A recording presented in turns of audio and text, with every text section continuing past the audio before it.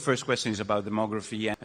I spoke with you in the past about that, and I think it's very important for you, and you pointed on that a lot of your discussion and your purpose. Is it? Yeah, I really want to emphasize that it's important to have children and to create the new generation. And as simple as it sounds, if people do not have children, there is no new generation. So I'm very much in favor of humanity expanding and creating a bright and exciting future for the world. But fundamental to the furtherance of human civilization is having humans. As simple and basic as that sounds, and every year I look at the birth rates and I'm like, it's a bit depressing because birth rates seem to decline every year. And I think that perhaps my biggest advice to leaders, to government leaders, and to the people in general would be to make sure to have children to create the new generation. And I think any incentives that can be done to incent the new generation, to make it easier for women to have children and to support the children, I think would be very wise. This is so fundamental, and I really can't emphasize that enough. If you don't have a new generation, there is no new generation. Or with current birth rates, I think it may be the birth rate is maybe half of the replacement rate. And what that means is in 3 generations, the population will be roughly 1/10 of its current size. In 3 generations, maybe 4 generations, the population will be 1/10 of its current size. So I always want to emphasize this point because it is so basic and fundamental that if there's not at least a birth rate which is keeping population constant, then a people will disappear. Disappear, Mr. Musk, disappear. Disappear. We have a lot of immigration. Somebody says that immigration is important for that reason. What's your point on that? Immigration is coming in Europe and is coming in America from the south of America and then Europe from the south of the Mediterranean Sea. What do you think about that?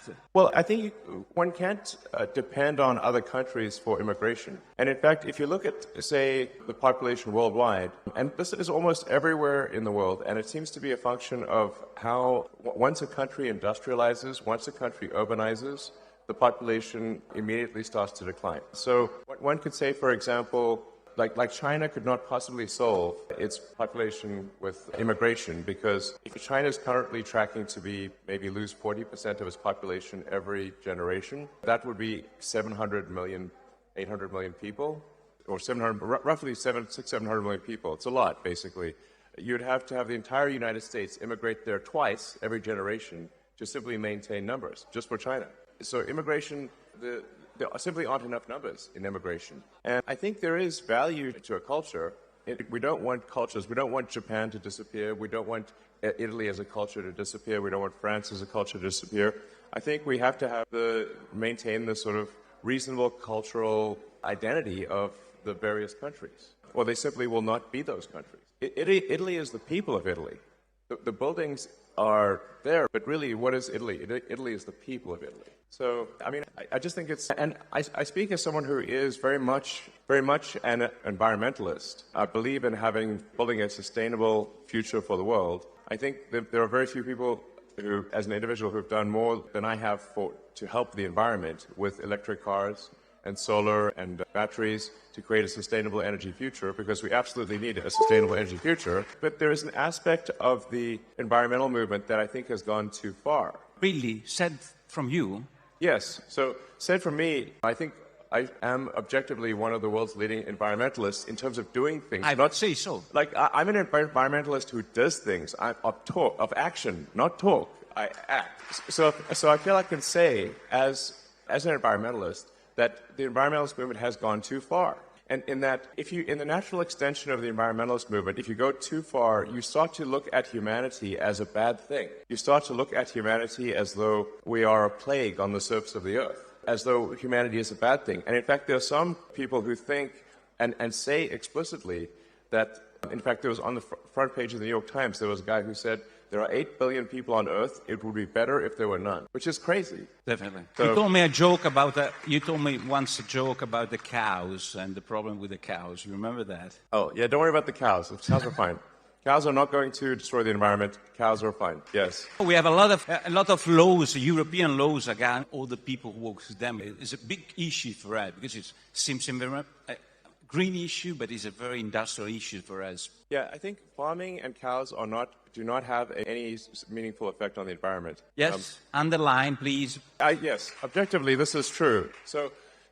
If you say there's really only one thing that matters from an environmental standpoint for carbon, which is that we are taking billions, eventually trillions of tons of carbon from buried deep under the earth and transferring it to the atmosphere and oceans. That's actually really all that matters, is taking vast amounts of carbon from underground where it's buried and moving it into the atmosphere by burning it. And if you do that for long enough, eventually you will get climate change. Now, I think the climate change alarm is somewhat overblown in the short term. It's still a concern in the long term, but I think it's exaggerated in the short term. Great. Now, I'm trying to thread the needle here between what is pragmatic and what is sensible, what really matters and what doesn't matter. What really matters is that over the long term, over the course of the next several decades, that we gradually reduce how many millions and billions of tons of carbon that we move from underground to the atmosphere, because we're running sort of a climate experiment that is dangerous. But I also don't think that I think of it as a fundamental civilizational risk. It's not going to destroy life on Earth. It's not going to destroy humanity, but it will create hardship if you change the climate over many decades. So I think my message is I think much more pragmatic and I think correct and sensible. And I don't think we should demonize oil and gas. I think we should say, look, that is obviously necessary in the short term and the medium term too, and it'll take several decades to become sustainable. So I think if we just, without getting too worried about it, seek to have a sustainable energy future gradually, then that's what will happen. And so, but I think that some of the environmentalist movement is part of what is causing people to lose hope in the future. So I guess what I'm trying to say is that we should have hope in the future. We should be excited about the future, and we should build the future we want. What about, you call it the woke mind? Yes, it's the name you gave to that, woke mind that virus, illness, woke mind illness. What's that, virus? Yeah, so... It's coming to Europe, I have to advise you, huh? Yes, well, this is not something you should import from America. Please don't import the woke mind virus, it's bad. So, essentially, to summarize maybe the woke mind virus, it consists of creating very divisive identity politics. So it actually amplifies, mind virus, in my view, amplifies racism, amplifies, frankly, sexism, and all the isms. And while claiming to do the opposite, it actually divides people and makes them sort of hate each other, and it makes people hate themselves. And it's also anti-meritocratic. It's not merit-based. So you want to have people succeed based on how hard they work and the talents, not who they are, whether they're man, woman, what race or gender, that stuff is all it's an artificial mental civil war that is created. And it's not, and let me tell you, it's no fun, okay? It is like woke mind virus and fun are incompatible. There's no fun in that. No joy. Woke mind virus is all about condemning people instead of celebrating people. Like when in the woke, it just doesn't celebrate. It's all about condemning and being divisive and being just, I think it's just evil, frankly. Really? Yeah, it's bad. So bad. Yeah. But you get a lot of problems saying so on your social, in X, or have this point of view. You were a good friend of Obama administration, and now they don't really like you so much for this kind of speech you do in public, or not? I don't know. I'm very pro-human. I'm very pro-civilization. I'm in favor of humanity and our collective consciousness expanding on Earth and going beyond Earth, being a multi-planet species, a spacefaring civilization, and being out there among the stars and finding out the nature of the universe. Like all the things that seems like to me an exciting thing, something you can get really excited about. Is you can get excited like. We want to have ideas that make you look forward to waking up in the morning, look forward to the day, look forward to the future. And so you have to say, what excites you about the future? What moves your heart about the future? What makes you say, like, yes, I'm glad about what will happen in the future? That's what we must focus on. And that's why we have to have a new generation. We've got to build and we've got to grow. And like I said, we understand the nature of this beautiful universe that we find ourselves in and the meaning of life, or even what questions to ask about the meaning of life. Let us explore this wondrous creation and have a good time doing it. That's my philosophy. Let me go back for a little, because I want to ask you about your perception of Europe as a building, not as people. Because Europe does want a lot of integration of cultures, different cultures, and has different approach to the immigration. We heard Meloni did a lot on that with Premier Rama, I see, in the first line of Albania. What do you think about this approach of Europe approach as building, I would say, as an established building? Well, I should say, like, to be clear, on immigration overall, I'm very much in favor of legal immigration.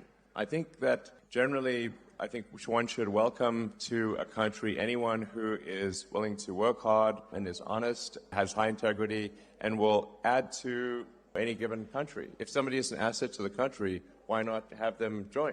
That's obviously a great thing to do. So I think it's good actually to have an increase in legal immigration and legal with paper, with yeah, just some approval process, but with a simple requirement that, look, if somebody is going to add to a country, like just really hardworking and high integrity, let them in. I think that's great. But if it's illegal immigration and there's no filter, well, how do you know who's coming in? You don't know. So you have to have some basis for saying somebody should come in or not come in. And my argument is, like, it should be a very simple basis. Will they add to the country? Will they be a productive part of the economy? And do they admire the culture? Do they want to join because of the culture? Then that's great. But if there's no process for that, then you don't know. I think at least some number of the people that come in will not necessarily, and I want to be careful because my words will be misconstrued. I'm not saying all illegal immigrants are, I think probably, perhaps most of them are good. But there will be some, if there's no process for reviewing, not at all, then how can you say that everyone who is an illegal immigrant is going to be honest and hardworking? You can't say that because you simply don't know. So I want to be clear. Top line, pro-immigration, but let's increase legal immigration, but we should stop illegal immigration. I think this is just logical. You have a lot of company. So that's right. You can drink because I want to do the list of the companies. Yeah. You have 5-7 minutes to do that. I mean, I'm joking with SpaceX, X, Neuralink. So many X's. All the X's. Guess what my favorite letter is? It's a good place to invest. Italy. And it's a good place to invest some of, I mean, not your money, but some investment from your company, of the American companies, of the, I would say, competitive companies in this place. What's your opinion? No, I mean, I think Italy is an incredible country, incredible culture. I love visiting. I love the Italian people. I think you guys are amazing. Like, so I want, personally, I want the prosperity of Italy, and I want the prosperity of every country. I want the prosperity of humanity as a whole. And like I said, I want us to have an exciting future where we're fired up about what's going to happen and really excited. So, and I think Italy is a great place to invest. It's a great country.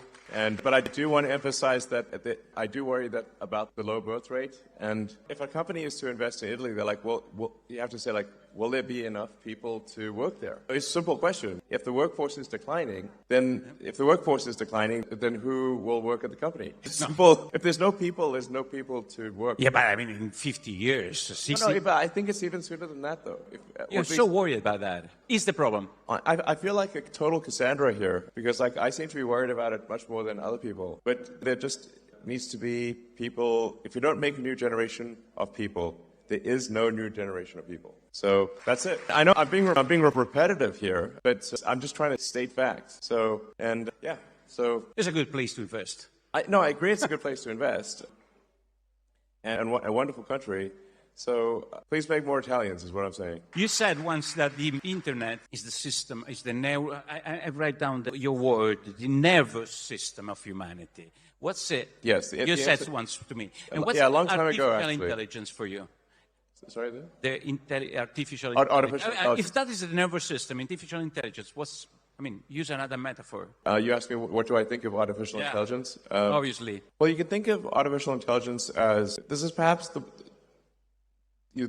biggest inflection point in intelligence since Homo sapiens. Yeah. Artificial intelligence is will be essentially sort of a new species, or is a new species. So I think one of the biggest challenges, if I look at, say, civilizational risk, the risk to the future of humanity, birth rate is one of them. If we just don't have kids and dwindle away, that's one, which I've talked a lot about. The other is, there's always like potentially nuclear war, of course, that kind of thing.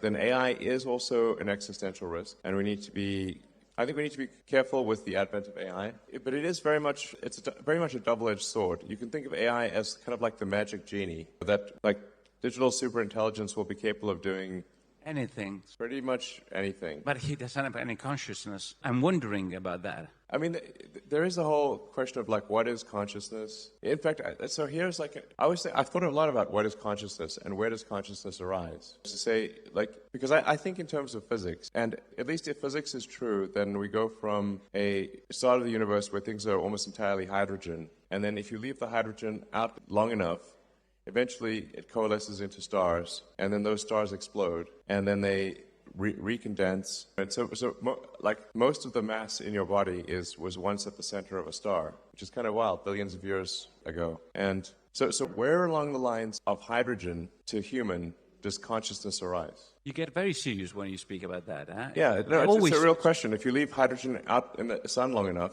it starts talking to itself. Here we are, hydrogen talking to itself. How to deal with that? So, if it is so important, how to deal? I mean, laws, personal behavior. How to deal with that artificial intelligence? It's a process. I mean, I think we need to keep a close eye on artificial intelligence. I mean, I'm in favor of some regulatory insight, just so that someone can at least be a referee. Like, if you think of any game, like there's always a referee for a game. For industries that affect the good of the people, there are regulatory agencies that oversee those industries. Anything that's dangerous is overseen by some kind of referee or regulator. I think we should have the same thing for AI, just to help ensure that it is beneficial. The good part of AI is that we are headed for a future of abundance. So AI and robotics will mean that there are no shortage of goods and services. There will be goods and services. If you can think of it, you can have it, basically. So this is quite profound. Like I said, it's the magic genie. AI and robotics will get you anything you want. Now, usually in these sort of fairy tales about magic genies, it doesn't turn out so well. You have to be careful what you wish for, even if what you wish for are wishes. So it's just something we should be cautious about. Okay. On the plus side, it will bring many benefits, like I said. It will usher in an age of abundance. So the positive scenario of AI is that there's an age of abundance and there's no shortage of goods and services, that any scarcity that exists will be only because we define it to be scarce. So, and it does seem to be somewhat of an inevitable thing, AI. So there's that, supposedly that Chinese saying about, may you live in interesting times. Well, I think we currently live in the most interesting of times in all of history right now. So anyway, so my recommendation on AI is I think we want some kind of regulatory oversight just to make sure that it's beneficial AI. Great. Yeah. We hope so.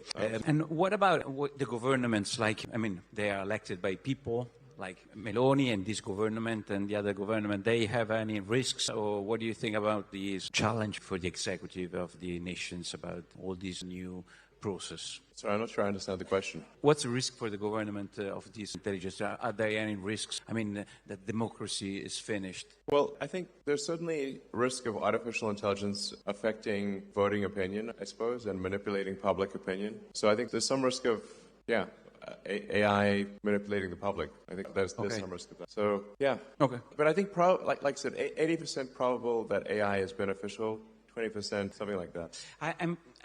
I'm always worried because we have a new government. It's 2 years, this government, almost 2 years. And we have a Europe, for us, is our artificial intelligence. It seems like artificial intelligence, but it's not very intelligent sometimes, Europe.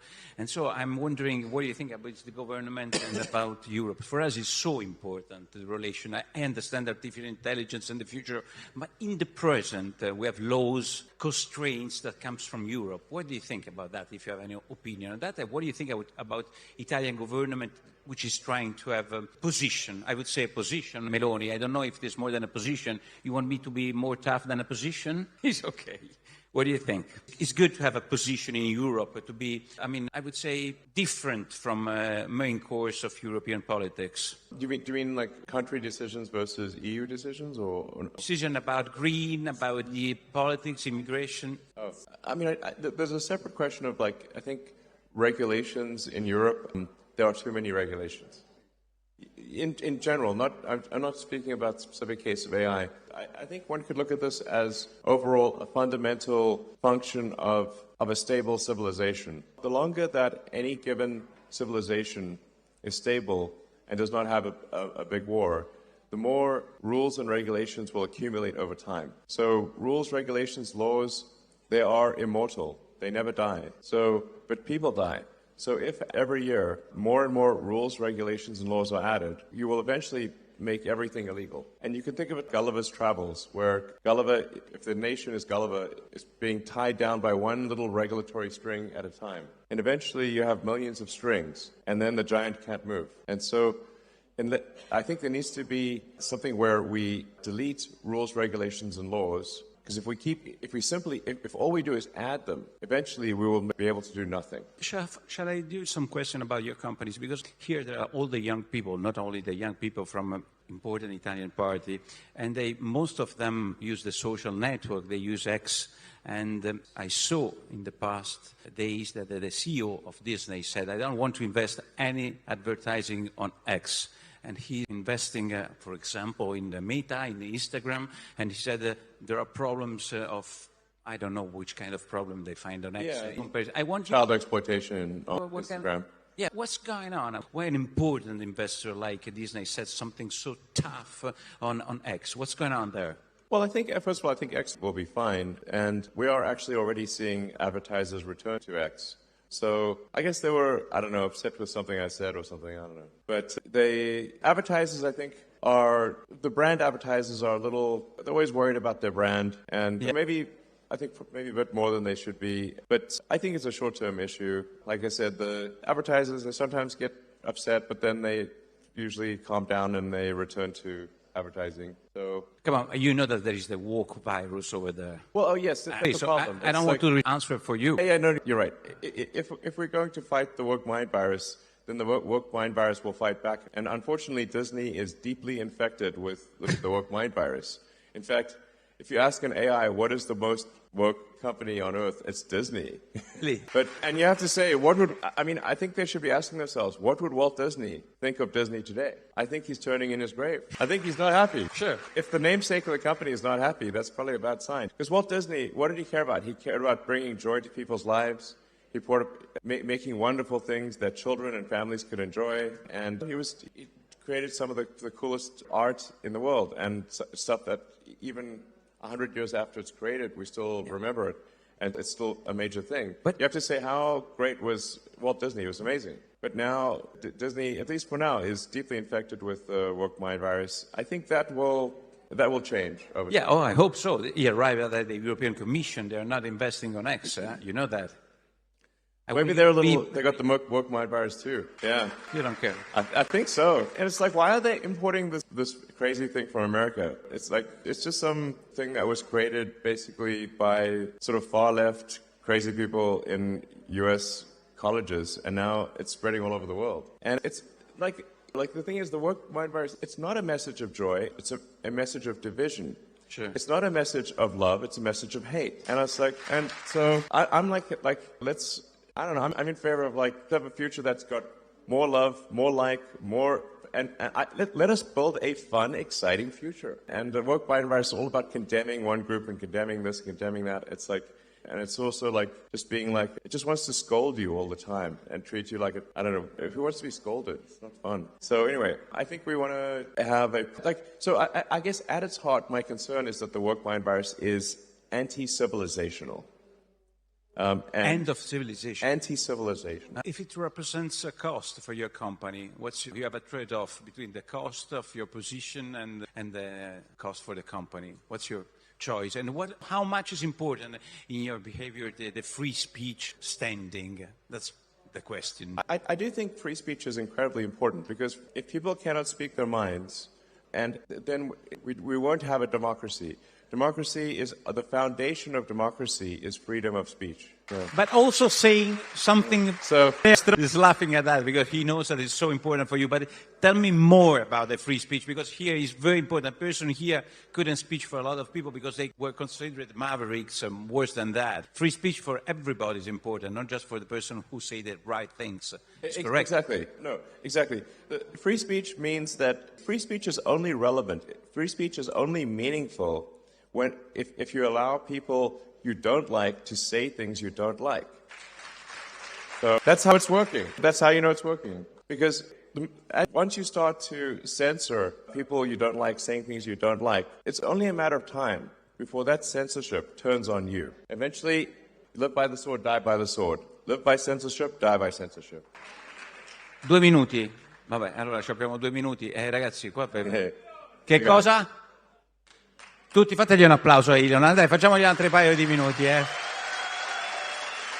Elon, why you spoke about free speech? You bought Twitter for the free speech. 2 minuti, dai, 2 minuti. Just for the free speech, not for the business inside. You bought... yeah. Well, I mean, here's the thing. So I think you have to say, like, if civilization is not strong, if civilization doesn't grow, then nothing else matters. Profits don't matter if civilization collapses. There's no profits. There's no. We cannot exist absent civilization. So sometimes people may say, like, well, is this an altruistic thing? I mean, I think for me, it feels altruistic. But even if one is not altruistic, even if one is very self-centered, you have to say, if you simply think long term, you have to be pro-civilization because you cannot exist without civilization. Okay? How important from 0 to 10 in the scale from 0 to 10 money? You are the richest person in the world. How is important money for you from 0 to 10? 0 is the less important and is the good one. I don't know. I don't want to... 1 or 2 or something? No, come on. No, I mean... You have 1 to say, or 2? Just 1 or 2? Well, if you say, like, the reason I guess I have what wealth, or it's really just shares in the company, is that I've created these companies. And these companies like SpaceX, Tesla is 140,000 jobs direct. Worldwide, and 5 times that number, maybe almost 1 million jobs when you look at the whole supply chain is what Tesla's created. And then SpaceX is about 15,000 people, and also like maybe full total supply chain 50,000 people. So, I mean, I've basically, with the help of many talented people, built these companies, and then these wealth statistics simply add up what the ownership is in the companies and say, okay, this is a certain amount of money. But I don't actually have that in money. I have it in stock. It's just that the companies have succeeded. But how was the last launch of the SpaceX? Tell me something. Last question, please, Giovanni. The last launch.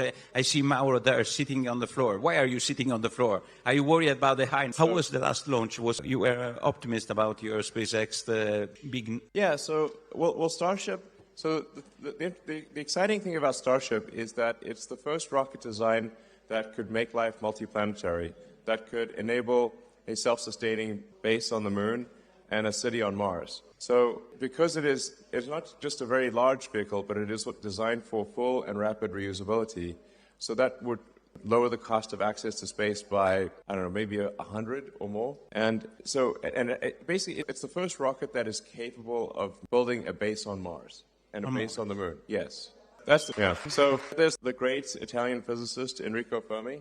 I'm a big admirer of Fermi. And he was very good at asking profound questions. And one of his questions, which is called the Fermi paradox, is where are the aliens? And one of the explanations is that, and perhaps I think the one that I think appears to be most accurate, is that consciousness is extremely rare. People often ask me, do I know about aliens or something like that? I get asked that a lot. And the crazy thing is that I've seen no evidence of aliens whatsoever. This means that I think most likely, at least in this part of the galaxy, we are the only consciousness that exists. And so you can think of human consciousness really as like a tiny candle in a vast darkness. And we must do everything we can to ensure that the candle does not go out. Great. We can finish with that. Okay? We can finish with this. Oh, and so it's worth reading about the Fermi paradox, and because people have thought very hard about this, because one of the things is like, well, maybe there are these great filters, and these civilizations don't pass these filters. One of the filters is, do we become a multi-planet species or not? If we do not become a multi-planet species, then eventually, at some point, something will happen to the planet. Either it will be man-made, or it will be something natural, like a meteor, like whatever killed the dinosaurs.